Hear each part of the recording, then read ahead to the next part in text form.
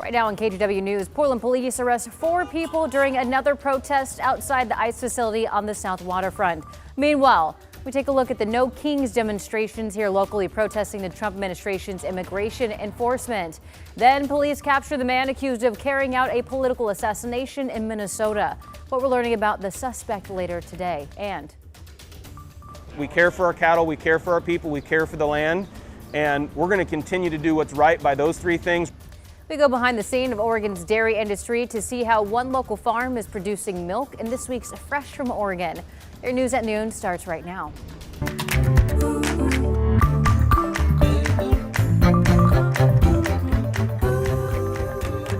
Four people are in police custody this afternoon following protests last night outside the Portland ICE building. It happened around 11 o'clock when police say several people threw objects at the facility and its staff. Thank you for joining us this afternoon. I'm China Green. Of the 4 charged, 2 are facing charges for attempted assault of a police officer, while the other 2 face charges for interfering with a peace officer, among other charges. Now, on Sunday afternoon, demonstrators broke glass doors before law enforcement responded with crowd control tactics. Portland police continue to emphasize they do not enforce immigration law due to Oregon's sanctuary status, but say they are responsible for public safety and enforcing state law. We spoke with an ER nurse who was injured during the protest.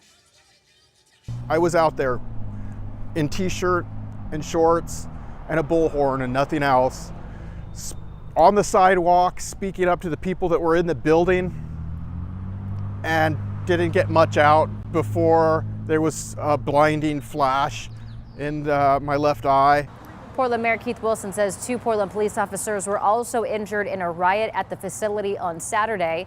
Neither them nor a federal officer hurt needed treatment. And on Saturday, people across the country took to the streets for No Kings demonstrations, is what they called it, protesting the Trump administration's immigration enforcement.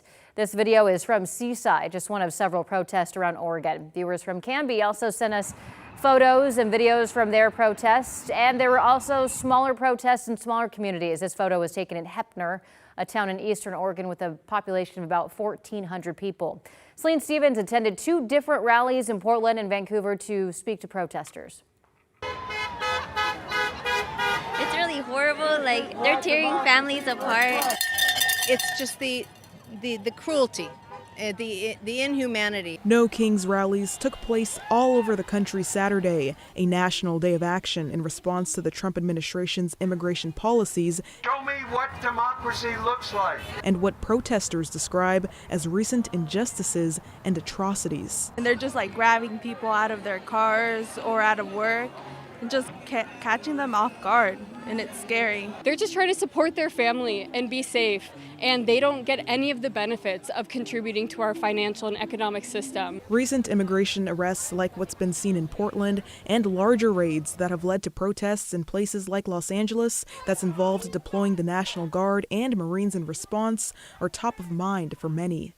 ICE has always been there. That's something that community has always dealt with. It's the fact and the way they did it. It just hurts so much to see like my hometown community going through that struggle. People are just here with their families trying to get their voices heard. The White House justifying their decision. He supports the First Amendment, but that is not the majority of the behavior that we have seen taking place in Los Angeles. These illegal criminals were throwing rocks at our Border Patrol and ICE agents. Portland saw thousands come out to march with people passionately sharing their messages. I don't think anybody in the Congress, certainly him, could pass a test that the immigrants have to take to become citizens.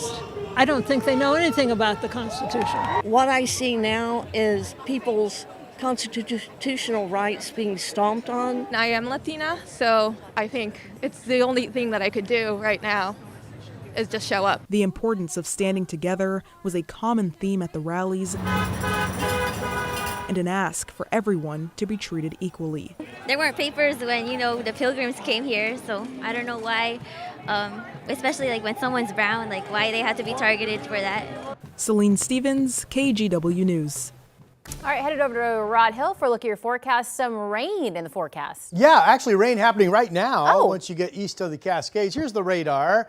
Our futurecast models are showing, especially as you get between Burns and Baker City later today, that there is at least a chance of some spotty lightning, but for right now it's just rain showers drifting, mainly coming up from the southwest and moving off to the east. So we'll keep an eye on that. No moisture chance here on the west side. We continue to deal with kind of a mixed bag of partly to mostly sunny skies. In fact, the coast has really cleared out. And if you look at satellite imagery, the cloudiness that we do have in Portland, which is kind of partly sunny stuff, will move on, and we could potentially look like this in the coming hour or two. But Lincoln City for the time being is gorgeous. 55 degrees, winds are northwest of 5. Most of the coast expected to get up to about 60 or 62. Here's kind of the partly sunniest skies. You see the whiteness up there from the state capitol live camera down in Salem. Nice day though overall, 67 at lunchtime. And there's downtown Portland. Speaking of, we're at 66 degrees. Our winds are light. So just a nice Monday. I still believe we'll get up to about 77 this afternoon, which would equal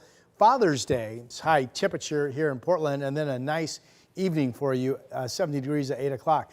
My overwhelming big headline, 2 of them actually. Number 1, no hot weather this week. And number 2, models this morning still biting on some soaking rainfall coming Friday and Saturday. We would need that or could use it. Friday, of course, is the first day of summer. We'll have that 7-day forecast for you coming up shortly. China? Thank you, Rod. New at noon, a garbage truck found more than just trash on its route in North Portland this morning. A sinkhole opened up beneath it right in the middle of a neighborhood street. It happened on Trumbull Avenue near North Pier Park Place in the St. John's neighborhood. The hole, roughly 5 by 4 feet wide and about 4 feet deep, swallowed part of the truck's front tire. A tow truck had to be called to call it out, and neighbors tell us that this is not the first time it's happened. They say a similar sinkhole opened up the same block just 2 years ago. The city is now aware, and we are waiting for it to get fixed. It's not the first time we have had a sinkhole on this road in front of our house. It's actually the second in probably 4 years, but the city was pretty fast to fix the other one, so hopefully they'll be pretty fast with this one too. We tried to talk to PBOT crews who were on scene, but they declined to comment on the cause of the collapse. The area around the hole has been blocked off. We don't know when repairs will begin. Firefighters were also called to put out a fire at business in the St. John's neighborhood. Around 6:45 Saturday night, crews arrived to find a large pile of pallets and debris on fire at Jopwood Recycling on North Lombard. Now, crews were able to put out the fire. No one was injured, and there were no threats to homes or other structures. Portland Fire and Rescue says a similar fire broke out in the same spot just last year. And then not a scene you see too often in Sauvie Island. Several hay bales caught fire in the back of a truck. The bales were spread over about a half-mile area, which also caused a grass fire. And unfortunately, crews were able to put out the fire. No one was hurt there. All right, now to a traffic alert for you. Starting today through August 21st, there will be a closure of OR 47 in Columbia County for culvert replacement at Messing Creek. Though the area doesn't get too much traffic, this closure will be going on for a long time and has a very lengthy detour, so definitely plan ahead. In your national news this afternoon, after what's being described as the biggest and most intense manhunt in the history of the state. Overnight, police in Minnesota captured a suspect in a political assassination over the weekend. NBC's Jay Gray is in St. Paul with the latest. Well, we continue to see people adding to a memorial here just outside of the Capitol. And really, they've been showing up since before the sun rose here, bringing flowers, some with candles, notes, flags. This to honor the victims. Representative Melissa Hortman, her husband Mark, who were killed in the attack, and then colleagues wounded, Senator John Hoffman and his wife Yvette. They were hunted down, according to police, by Vance Bolter, the man who was captured last night after more than 40 hours on the run. He was captured in a wooded area not that far from his home, about 50 miles from Minneapolis, where the shootings took place.